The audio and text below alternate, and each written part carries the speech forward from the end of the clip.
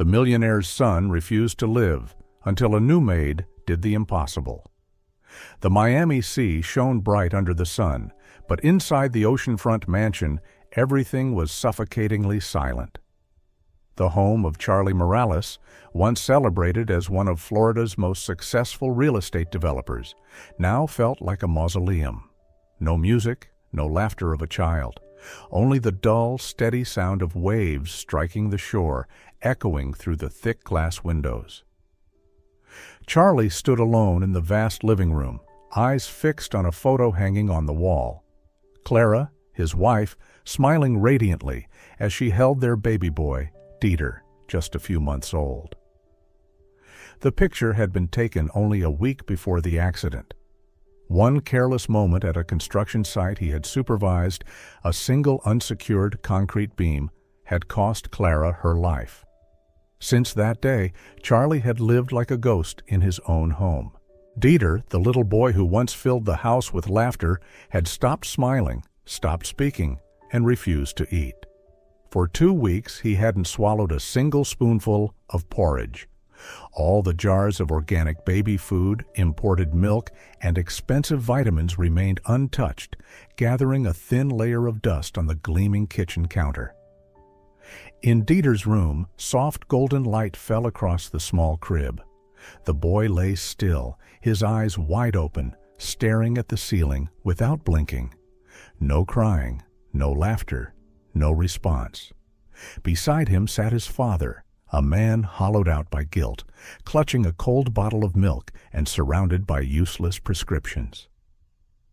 Every night, Charlie stayed by his son until exhaustion consumed him.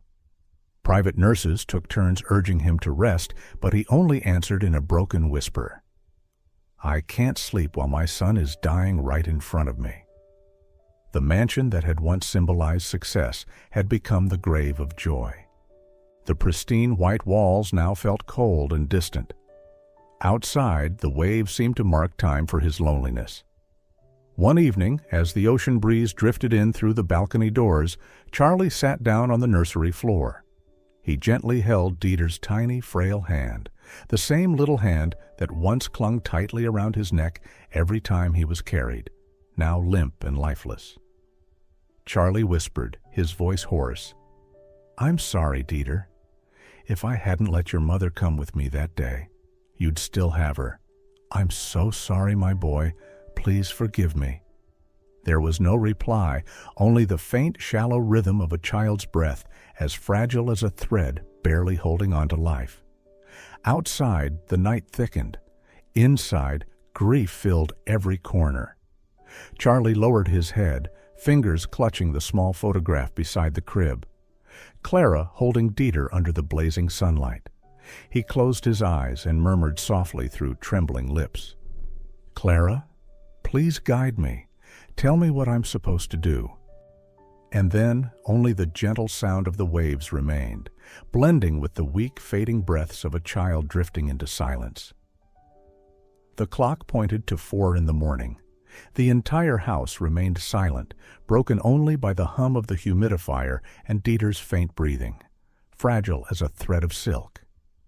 Charlie held the cold bottle of milk to his son's lips, his voice trembling. "Please, son, drink, just a little, so I know you still want to live." Dieter didn't respond. The boy stared blankly at the ceiling, his eyes dull, void of any light. When the balcony light flickered, a gentle yet firm voice spoke from behind him. "Charlie." It was Dr. Gabriel Alvarez, who had been overseeing Dieter's case for the past 2 weeks. His face was tense with worry. Charlie turned, his voice cracked and hollow. "I've done everything, Gabe, everything you told me to, but my boy still won't eat, won't speak. You're the doctor. Save him." "Doctor." Alvarez placed a hand on his friend's shoulder, his eyes full of compassion. "Charlie, I told you before, Dieter isn't physically ill. His heart, lungs, stomach, they're all fine, but his mind, it's sinking. He's giving up." Charlie let out a dry, broken laugh that echoed through the heavy air. Giving up? He's not even 2 years old. What could he possibly give up on? Children feel more than we think, the doctor replied softly. When Clara died, the light inside Dieter faded too. He needs a reason to want to live again, and that reason has to come from you. Charlie bowed his head, his hands trembling. I can't, Gabriel. Every time I look at him, I see her face. I'm the one who should have died, not my wife and child. Silence filled the room. Outside, distant thunder rolled like the earth itself was sighing. Dr. Alvarez stepped closer, his voice calm but resolute. Do you know what I've learned, Charlie? I've seen people lose everything, and the only thing that helps them survive is the love that remains. Your son doesn't need a perfect father. He just needs you, a real father, one who stays, even when it hurts. Charlie shook his head weakly. I've been here for weeks, but I can't touch him without feeling guilty. I don't even know where to begin anymore. The doctor tightened his grip on his shoulder, his gaze both stern and kind. If you can't forgive yourself, Dieter will feel it. Children mirror their parents' emotions. You hate yourself, and your son senses that. He's reflecting your sorrow. Charlie said nothing, only stared at his rough, calloused hands, stained with milk and tears. And if I can't forgive myself? Then you'll lose them both. The words struck like a knife. Charlie closed his eyes, inhaling deeply, but the tears came anyway. When the doctor left, he remained there, alone in the pale glow of the nursery light. Dieter still lay motionless, his dry lips parted, his small hand limp on the blanket. Charlie clutched a photo of Clara, her holding Dieter in the morning sun, her smile radiant, full of life. He whispered softly, Clara, what would you do if you were me? Would you forgive me? Outside, the rain had stopped. A faint beam of light broke through the clouds, slipping through the glass window, the first pale sunlight after many dark days. Charlie saw it reflect across Dieter's face. The light was faint, but it was enough for him to understand. There was still time, however fragile. He placed his hand over his son's chest, feeling the weak but steady heartbeat, and murmured, My boy, please fight with me, okay? And amid the rhythmic sound of the breathing machine, the father sat there, between love and despair, clinging to the thin thread that still connected them both. The next morning, as dawn broke over Miami, Rosalind Rivera left her small apartment in Little Havana. She wrapped a thin scarf around her neck and carried an old fabric bag. Inside were her cleaning gloves, a rag, and a lunchbox filled with cold rice and beans. Rosalind worked as a house cleaner, traveling across the city every day to tidy the homes of people who lived lives far brighter than her own.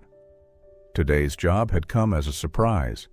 Her co-worker Lucia had called the night before. Rosalind, can you take my shift tomorrow? It's a house by the beach. They pay $120 a day, cash.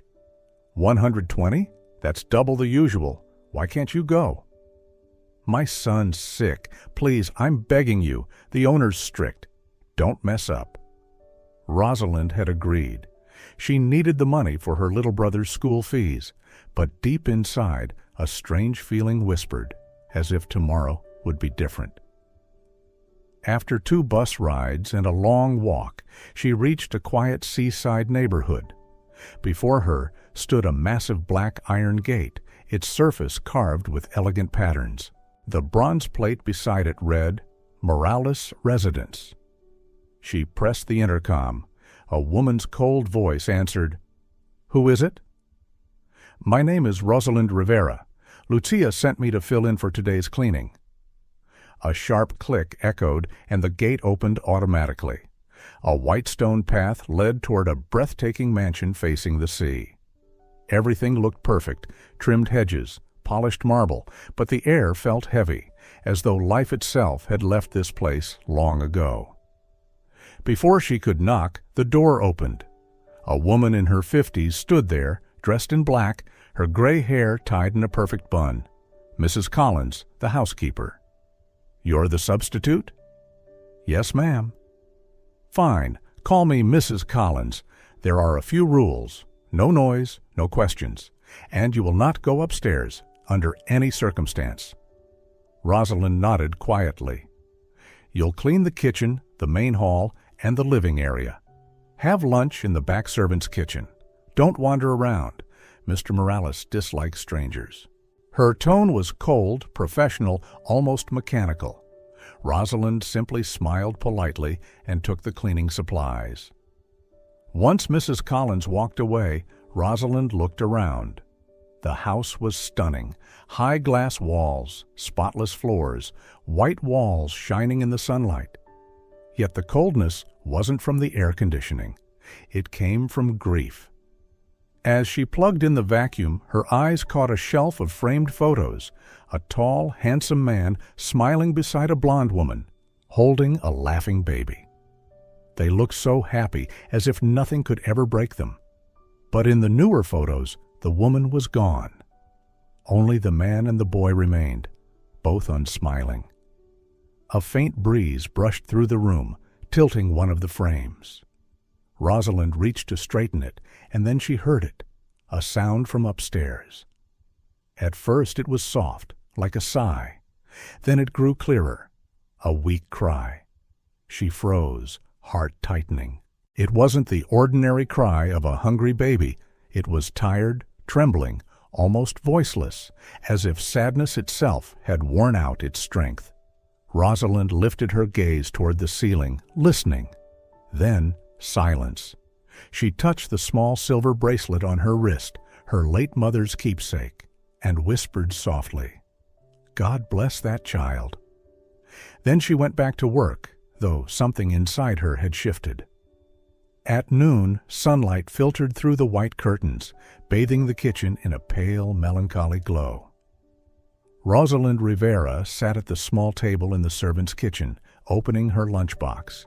Rice, beans, and a single fried egg. She ate in silence, listening to the faint rhythm of waves outside and the ticking of the wall clock. From her seat, she could see through the crack in the door leading to the main kitchen, where Mrs. Collins was trying to feed Dieter.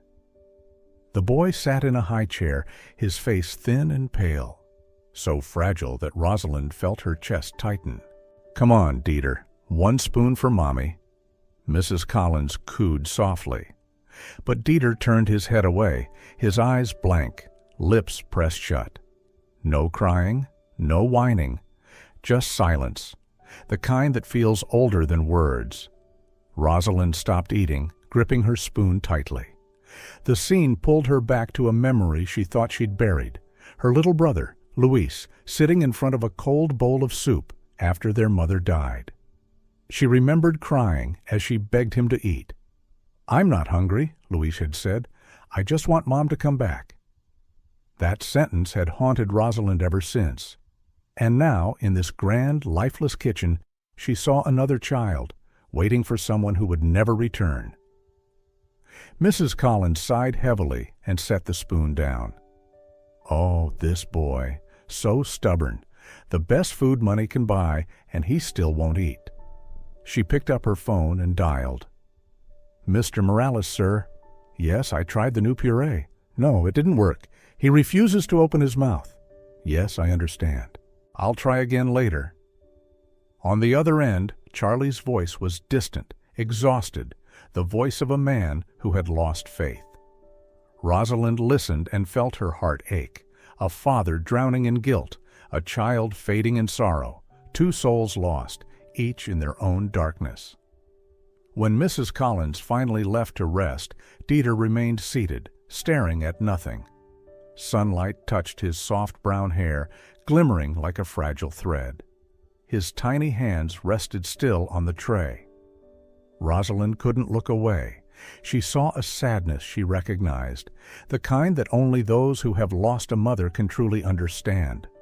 A child too young to grasp death, yet old enough to feel its emptiness.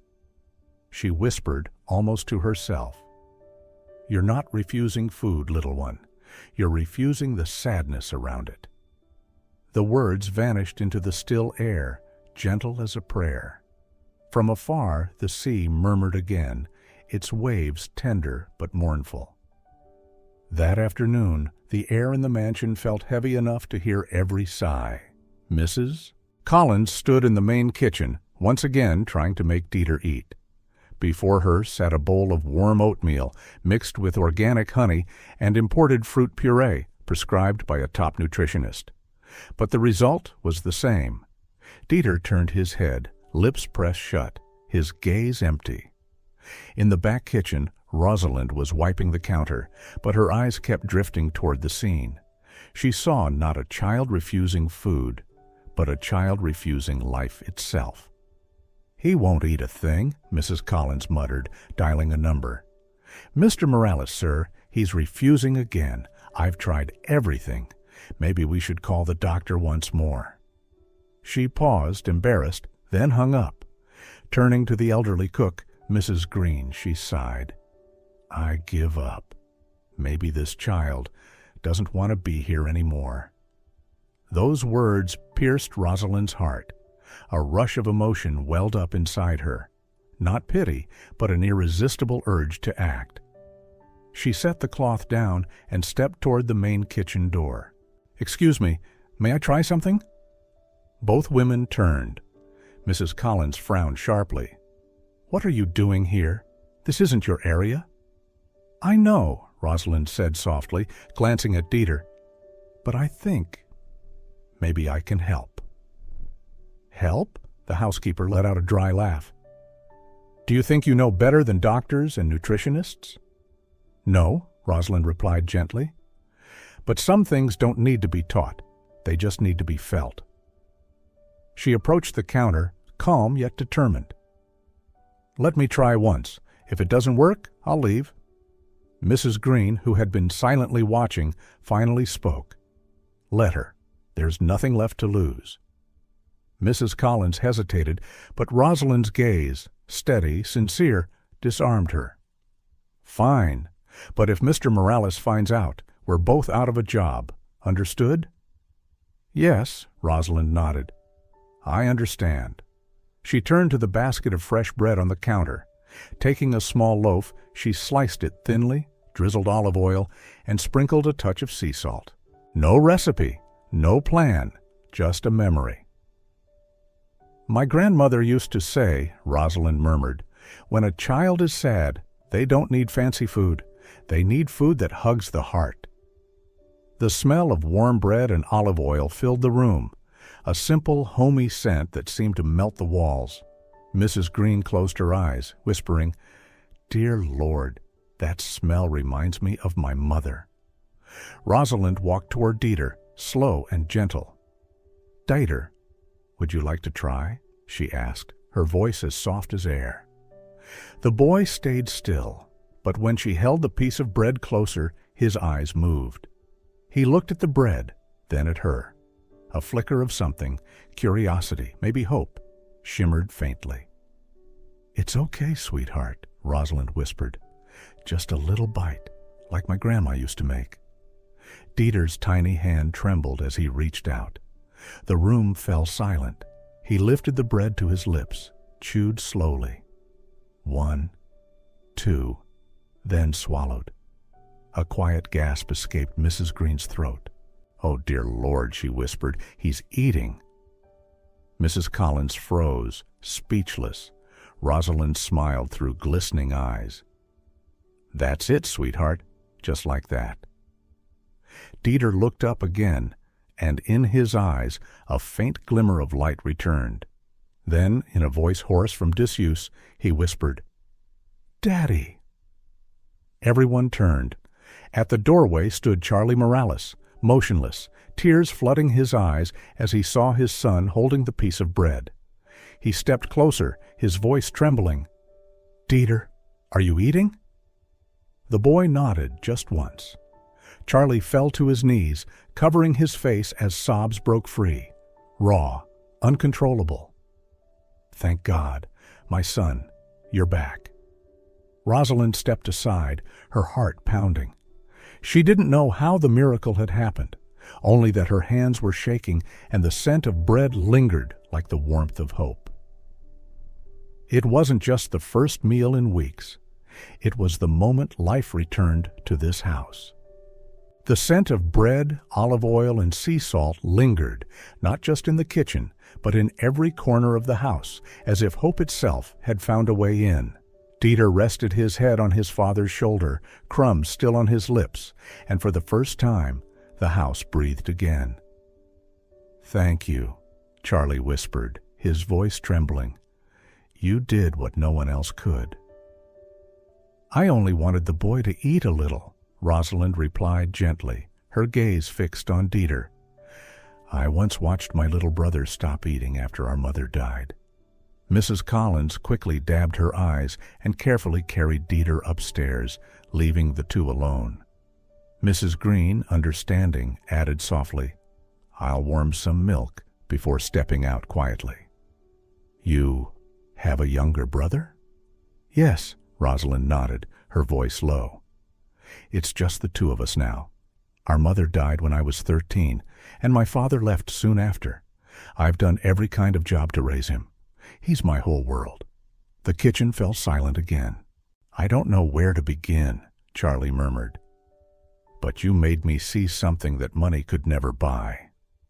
Rosalind lowered her head slightly. "I didn't do anything special, sir. I just treated Dieter the way I always wished someone had treated my brother." Charlie said nothing for a moment, then stood and walked closer to her. "Would you consider staying here, Rosalind?" Her eyes widened, disbelief flickering. "Stay?" "Yes," Charlie said, quieter now. "Stay, not just as a caretaker, but as someone who can help this house find its heartbeat again." Rosalind hesitated, flustered. I can't. I still have my brother at home. He's only 16. I can't leave him alone." Charlie looked at her for a long moment. In her eyes, he saw a reflection of himself. Someone broken, trying to hold on to the last fragments of love left in the world. "You don't have to leave anyone behind," he said softly. "Bring your brother here. This house is big enough for both of you to move in. You'll take care of Dieter, and I'll pay you $10,000 a month. I'm not saying this to buy gratitude, but so you and your brother can live without worry." Rosalind's eyes widened, tears spilling before she could stop them.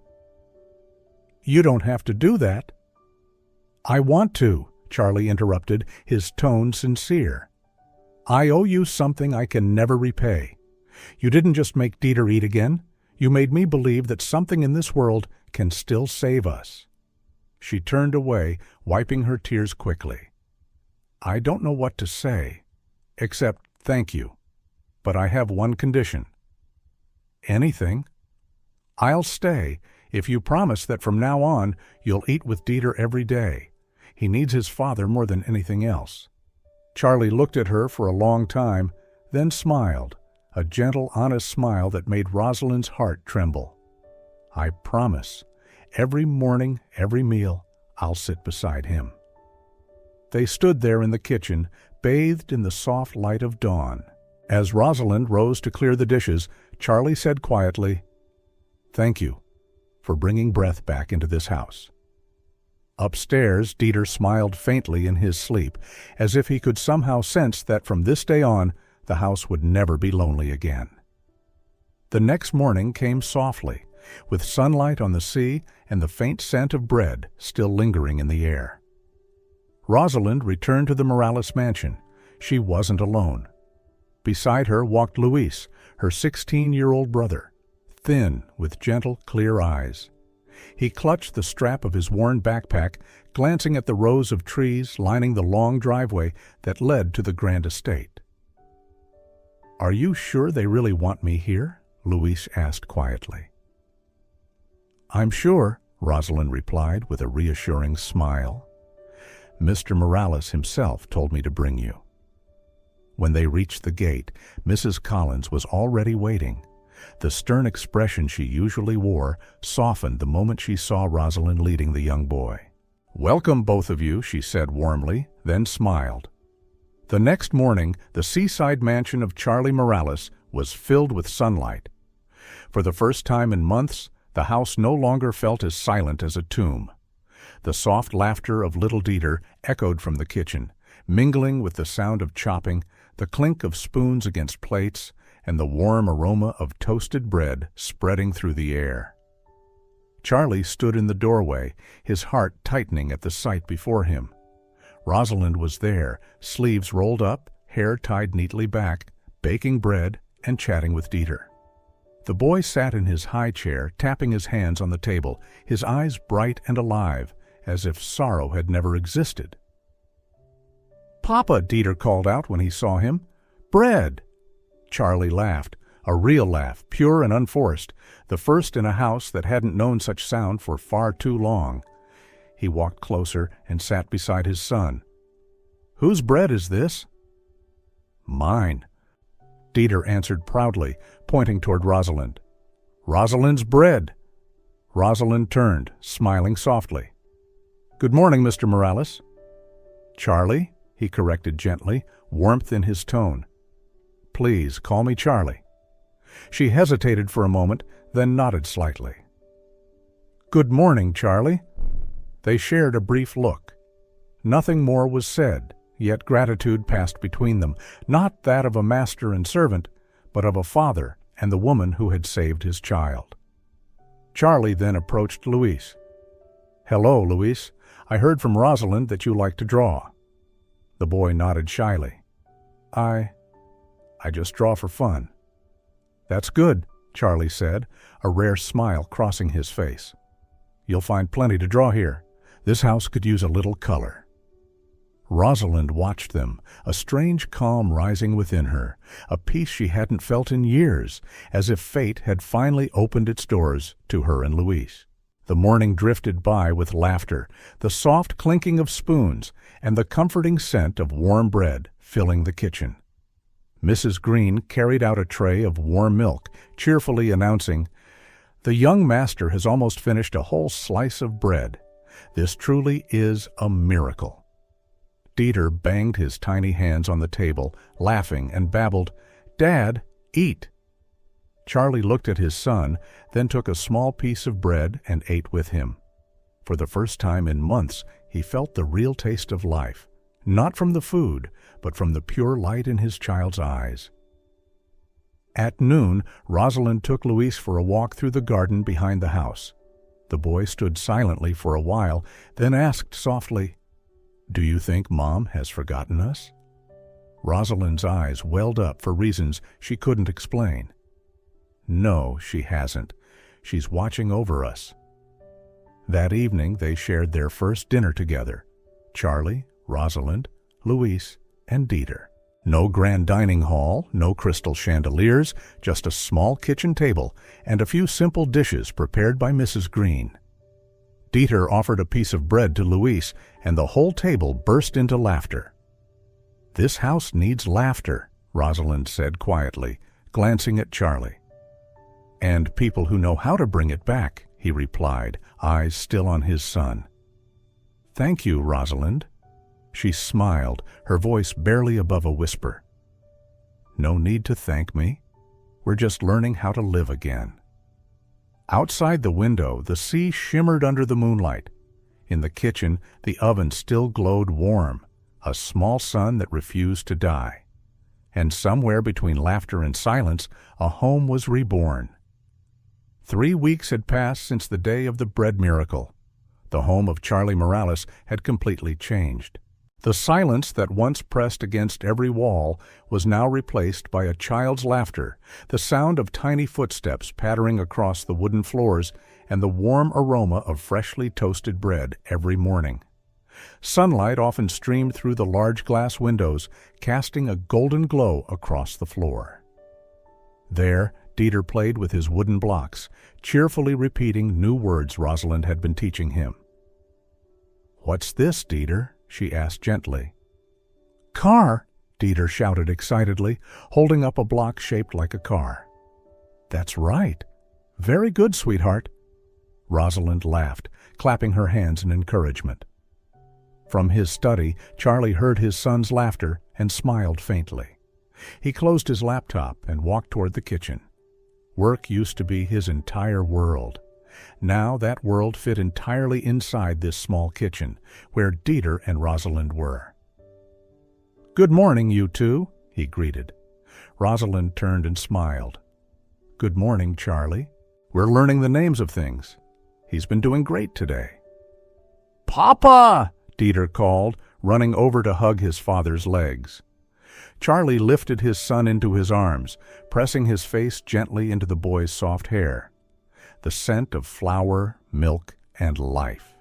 A fragrance he had once believed he would never feel again. Rosalind placed a plate of warm bread on the table. "Breakfast is ready. Would you help me drizzle the olive oil?" Charlie nodded, taking the bottle in his slightly trembling but focused hand. "Take it slow," Rosalind said, her eyes glimmering with a quiet joy. "You're getting better at this." "I just wish I could learn to be a father as fast as I'm learning to cook," he said with a small, self-conscious laugh. "You're already doing well, Charlie," she replied softly. "Dieter can feel it." The little boy held up a piece of bread, grinning. "Papa, eat." "All right," Charlie said, smiling. "Let's eat together." And the three of them laughed, a simple, pure sound filling the kitchen. It was the very sound Clara had loved most when she was alive. And in that moment, Charlie knew.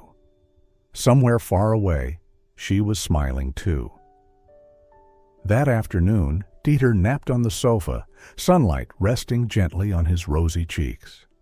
Charlie and Rosalind sat together in the kitchen, kneading bread dough. His hands were still clumsy, but Rosalind patiently guided him step by step. "Gently," she said, smiling. "Don't press too hard. The dough needs to breathe." "Breathe?" Charlie raised an eyebrow. "Yes," she laughed softly. "Dough is like people. If you squeeze the life out of it, it turns hard, but if you let it breathe, it rises. Soft and alive." He chuckled, then followed her instructions carefully. In the golden afternoon light, they worked in silence, the soft sound of kneading dough mingling with the rhythm of their breathing, blending together like a quiet melody. "You know," Rosalind said after a while, "I used to think I couldn't be around children anymore. After my mother died, I had to raise my two younger siblings. Since then, I only knew how to live out of duty. But Dieter," she paused, smiling faintly. "Dieter reminded me that love never runs out." Charlie fell silent. He looked at her for a long moment, then spoke softly.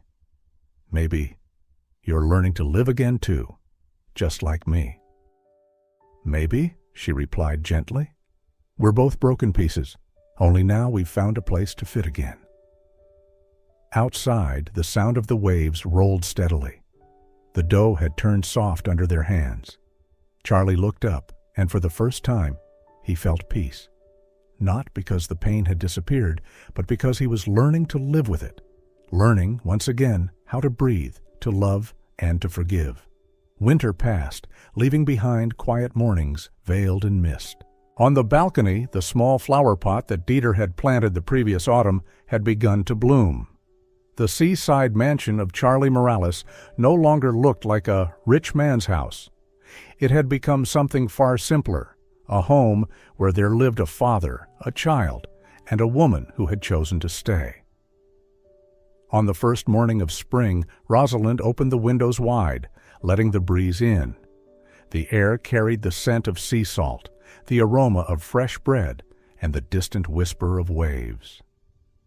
After breakfast, the three of them went out to the backyard, where Charlie had built a small wooden table beneath the bougainvillea vines. They called it the spring corner. Rosalind placed a freshly baked loaf on the table, while Dieter ran around gathering fallen petals. They sat together, sharing pieces of warm bread. No one spoke of the past anymore, only the present, whole, sweet, and peaceful. That afternoon, the sun began to set, casting a blaze of orange and red across the ocean. The waves shimmered like shattered glass, glowing under the fading light. Rosalind opened the window and the sea breeze swept in, carrying Dieter's laughter from the garden outside.